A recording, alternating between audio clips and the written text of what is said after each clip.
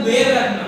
ये मेरे महबूब शायर डॉक्टर अल्लामा इकबाल की पंक्ति है कि मजहब नहीं सिखाता आपस में बैर रखना, हिंदी हम वतन हिंदुस्तान।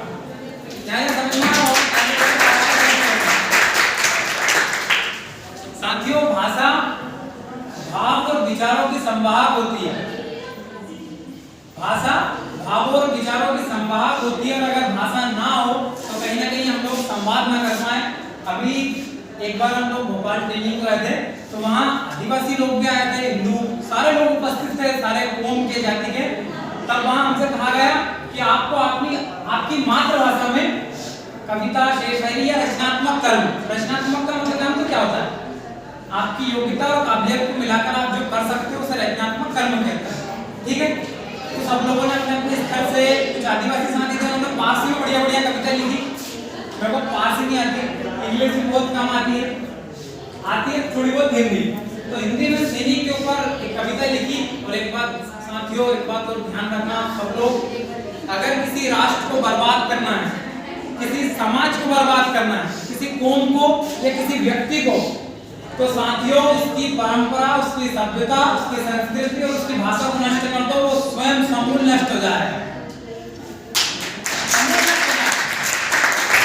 तो कहीं ना कहीं अगर अपने आप को और अपनी पुरानी धरोहर को, प्राचीन परंपराओं को जीवित रखना है, तो कहीं ना कहीं हमें हमको जो संस्कार दिए उन्हें जीवित रखना है। आप अगर आदिवासी हो तो अपनी पारसी भाषा को याद रखिए ना। अच्छा, एक बात बताइए, हिंदी क्या एक भाषा है, एक भाषा का नाम है? नहीं, हिंदी हमारी माँ है जिसके कई सारे बेटा बेटियां हैं, चाहे वो पारसी हो, उर्दू हो, फारसी तो अलग अलग है। ये सारी चीजें मिलाकर हिंदी बनती है। पाली, प्राकृत, अपभ्रंश से होते हुए हिंदी अपने मूल स्वरूप को प्राप्त हुई है। इसमें देसी शब्द हैं, विदेशी शब्द हैं, सारे शब्दों का समावेश, तब जाकर हमारी माँ बनती है हिंदी। ऐसा नहीं कि एक मूल बस हिंदी नहीं, सारी भाषाओं का मेल मिलाप। और उर्दू तो हमारी मौसी है। हिंदी और उर्दू में बस फर्क है इतना, हिंदी और उर्दू में बस फर्क है इतना, वो देखते हैं ख्वाब और हम देखते हैं सपना। मैंने वहाँ सबसे छोटा बालक था, तो मैंने हिंदी के ऊपर एक हिंदी में कविता लिखी। और पहली बात है कि मेरी हिंदी की कविता कोई सुनना नहीं चाह रहा था, क्योंकि सबसे लास्ट में, आज भी सबसे लास्ट में नंबर लगा ना। हम लोगों का दुर्भाग्य है, हम अगर घोड़े पे भी बैठ जाए, ऊपर भी बैठ जाए, तो कुत्ता काट लेता है। ये दुर्भाग्य हमारा, आखिरी में नंबर लगता है। तो साथियों, वहाँ भी आखिरी नंबर लगा। कई लोगों ने कहा ठीक है आज क्या सुनना, पर कुछ लोग वहाँ समझदार थे, आप जैसे जो वहाँ उपस्थित रहे, उन्होंने कहा नहीं सुनना है, छोटा वाला के क्या पता इसके पास क्या हो।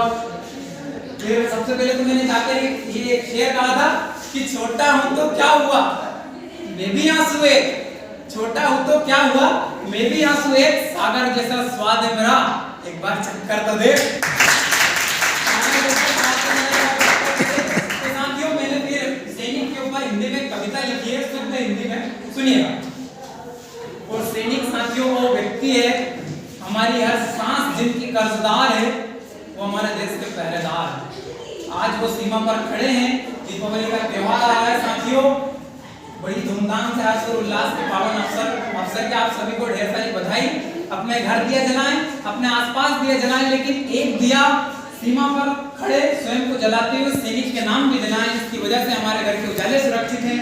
एक दिया सरहद के नाम, एक दिया सैनिक के नाम, एक दिया आस्था के नाम, एक दिया प्रेम के नाम, और एक दिया धानी सतरंगी चुनर ओढ़े हुए इस भारत के नाम। पूरे भारत जो पैगाम देता है पूरी दुनिया को कि प्रभु इतना दीजिए, साधु इतना दीजिए, जामे कुटुंब समान, और मैं भी भूखा ना रहूं, साधु भूखा ना खा। साथियों, मैंने कविता लिखी, सुनिएगा। जिनका पौरुष, समझना हिंदी की भाषा, हिंदी अपने मूल स्वरूप में आती है, हिंदी की पराकाष्ठा समझिए आप। सुनिए, जिनका पौरुष, पराक्रम, यश की नई कीर्ति गढ़ गया।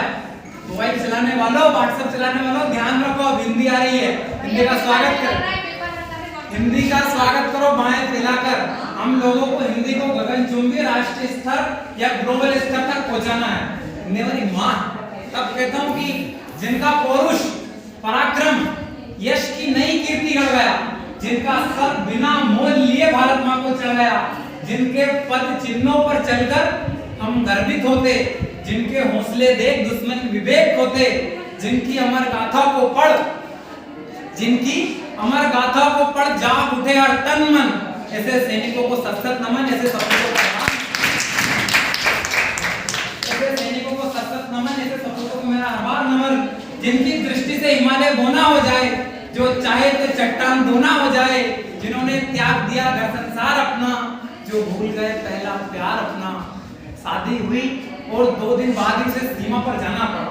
क्या बात है साहब, सब अपना सुख चैन सब कुछ त्याग कर, वो बेटा अभी दीपावली में हम सब लोग एक साथ रहेंगे भाई बहन, अगर कोई नौकरी पे होगा तो वो आ जाएगा, किंतु सैनिक जो सीमा पर खड़ा है, किसी माँ का लाल, पिता का त्याग, बहन की राखी और किसी का सिंदूर जो सीमा पर खड़ा है, वो नहीं आ पाएगा। बहनें अभी भी याद करेंगी, माँ याद करेगी, यार मेरा बेटा मैंने इसलिए पैदा किया था, किंतु एक बात ध्यान रखना, वो क्या कहता है कि माँ मैं आ तो जाऊं, एक माँ के लिए तो आ जाऊं, किंतु जो हजारों माएँ हैं जिनके लाल अभी मुझे सुरक्षित रखना है, मैं उसके लिए नहीं आ सकता। ये वो सैनिक कहता है। साथियों, हम लोग ये टीचर हैं या फिर ये सारे लोग वेतन के लिए काम करते हैं और हमारा सैनिक वतन के लिए काम करता है, ये अंतर है। इधर किसके पास आईडेंटिटी कार्ड नहीं है, अभी हम ये बनाएंगे ना। अच्छे लोग, अच्छी जगह, अच्छे लोगों को समझ में आती है, बाकी सब बाहर बैठे रहते हैं है ना। जिनकी दृष्टि से हिमालय बोना हो जाए, हमारी कविता वही कही, जिनकी दृष्टि से हिमालय बोना हो जाए, जो चाहे तो चट्टान धोना हो जाए, जिन्होंने त्याग दिया घर संसार अपना, जो भूल गए पहला प्यार अपना, जिन्होंने जिगरा बना लिया अपना फौलाद सा, जिसके सामने ज्वाला भी हो जाए समन, ऐसे सैनिकों को सशक्त नमन, ऐसे सपूतों को। तो साथियों, शायद आप लोगों ने 8वीं क्लास में पढ़ा होगा कि कविता करके तुलसी ना लसे, कविता लसी पा तुलसी की कला। इसी को मैंने उलट पलट कर एक कविता में ढाला है, अपनी कविता में ढाला है, और कई लोगों को विरोधाभास लगती है और कई लोग अतिशयोक्ति का अपराधी मानते हैं। वो माने तो माने, वो अपनी जगह, हम हमारी जगह, कि शहीद होकर शहीद ना कसे। यहाँ मैं ये कहना चाहता हूँ कि अगर हमारा देश का सैनिक देश के लिए कुर्बान हुआ तो ये बड़ी बात नहीं है। बड़ी बात क्या है, अगली पंक्ति में समझना, शहीद होकर शहीद ना लसे, यमराज नसीबा शहादत तुम्हारी। यमराज कह रहा है कि यार मैं किस शेर बेटे को लेकर जा रहा हूँ। यमराज भी गर्वित हो रहा है हमारे देश के नौजवान को ले जाकर, क्या शानदार बेटा है, क्या शेर बेटा है। ये कमाल होता है हमारे देश की सेना का। शहीद होकर शहीद ना लसे, यमराज नसीबा शहादत तुम्हारी। शहीद की शौर्य गाथा गढ़, शहीद की शौर्य गाथा गढ़ उपन्यास भी जय जयकार करे तुम्हारी। कश्मीर की घाटी हो या सियाचिन की सर्दियां, हर जगह तिरंगा लहरा रही हमारे देश की वर्दियां, लहरा रही हमारे देश की वर्दियां। यार हिंदू हो या मुसलमान, यार हिंदू हो या मुसलमान, सिख हो या हो पठान, आखिरी पंक्ति समझ जाओ, आवाज तालियां बराबर बजाना का समझ में आए तो। यार हिंदू हो या मुसलमान, सिख हो या हो पठान, इन सब से मिलकर आया मेरे देश में सुकून है, अमन। ऐसे सैनिकों को सशक्त नमन, ऐसे सपूतों को बीच तो कई लोग आएंगे बोएंगे उनके हिसाब से कि हम आदिवासी हैं, मुसलमान हैं। आपको जानकर हैरानी होगी, ये हमारे फहीम भाई हैं, फहीम कामरेड साहब हैं। ये अक्सर सनातनियों के ऊपर बोलते हैं, संविधान के ऊपर बोलते हैं, शिक्षा के ऊपर बोलते हैं। जात पात का एजेंडा नहीं है ना। 10 मिनट में आप दोनों अपनी बातें खत्म करनी है, जरूर घर की तैयारी करनी जी। लगभग हो गई जरा। धन्यवाद सर।